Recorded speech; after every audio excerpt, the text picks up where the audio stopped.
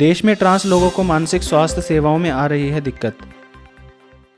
Scientific American journal में सयातन दत्ता के एक हालिया लेख ने भारत में ट्रांस और क्वीर लोगों द्वारा सामना की जाने वाली स्वास्थ्य देखभाल और अन्य सामाजिक मुद्दों का खुलासा किया और जो तस्वीरें सामने आई हैं वह अच्छी नहीं हैं। उन्होंने विशेष रूप से कहा, देश के लिंग और यौन अल्पसंख्यकों को एक सहायक सार्वजनिक स्वास्थ्य प्रणाली की आवश्यकता है। उन्होंने स्वास्थ्य सेवा के निजीकरण के नुकसान पर भी प्रकाश डाला और यह भी बताया है कि यह नॉन बाइनरीज पर कितना प्रतिकूल प्रभाव डाल रहा है। दिल्ली एनसीआर की समस्याओं का एक समाधान, वेलनेस हाउसिंग। यह विशेष रूप से दिल्ली एनसीआर क्षेत्र में वेलनेस हाउसिंग का युग है और इसे आवास और स्वास्थ्य सेवा से सबसे प्रशंसनीय समाधानों में से एक माना गया है।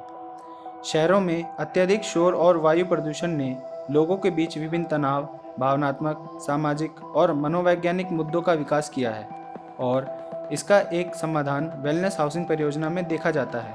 प्रकृति को शहरी बुनियादी ढांचे से जोड़ना है, जो पार्क बनाने, अधिक पेड़ लगाने, समाज में शानदार और आकर्षक घरों के साथ साथ ध्यान केंद्र बनाने के लिए स्थान को प्रदान करना भी है। 1.5 मिलियन से अधिक बच्चों ने एक देखभाल करने वाले को खो दिया है।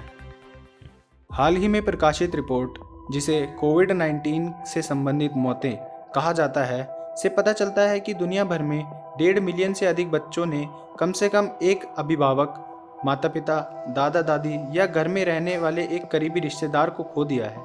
यह अध्ययन अचानक अनाथ होने और देखभाल करने वालों के नुकसान के कारण होने वाले आघात पर प्रकाश डालता है, खासकर कम उम्र में, जिससे उनके मानसिक स्वास्थ्य पर बहुत बुरा असर पड़ेगा। स्कूलों में सीबीटी वर्सेस माइंडफुलनेस तकनीक। अर्ली इन्वेंशन फाउंडेशन के एक नए अध्ययन से पता चलता है कि कॉग्निटिव बिहेवियर थेरेपी तकनीकें स्कूल बच्चों के साथ व्यवहार करते समय माइंडफुलनेस आधारित तकनीकों की तुलना में अधिक प्रभावी पड़ती हैं।